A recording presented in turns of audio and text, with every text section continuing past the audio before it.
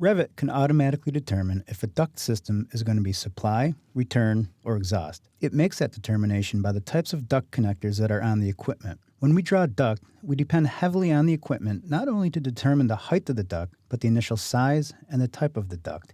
To begin drawing duct, we must first locate the origin of it. That is, we must select the equipment that the duct will be drawn from, then route the duct from this starting point.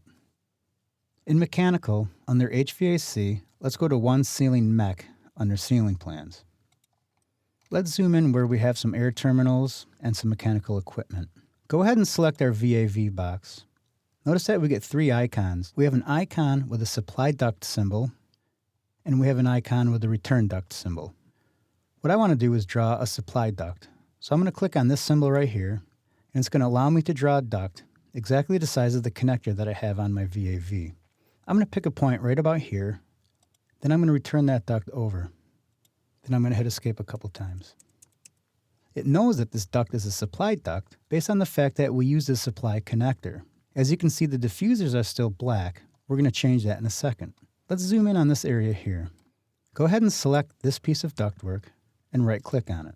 Let's select Create Similar.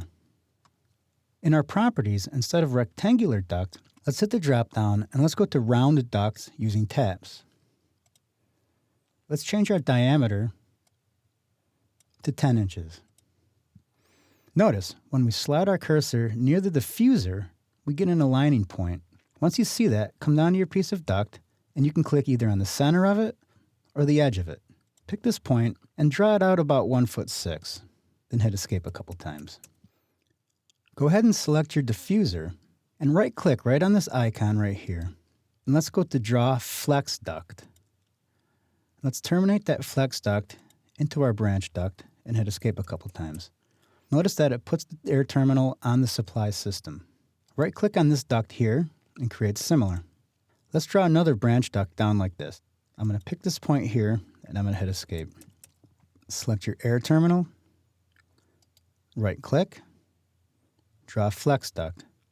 Because it's flex duct, we can angle it over and it's going to flex itself into our branch duct. Hit escape once. Right-click on this piece of duct, create Similar. We're going to come over to this main duct, we're going to align it with our diffuser, and we're going to draw another piece of duct up about 1'6".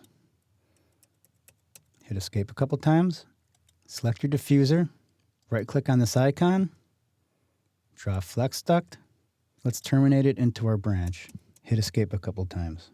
So, as you can see, drawing duct can be tedious at times, but it's always good to make sure you follow the steps provided.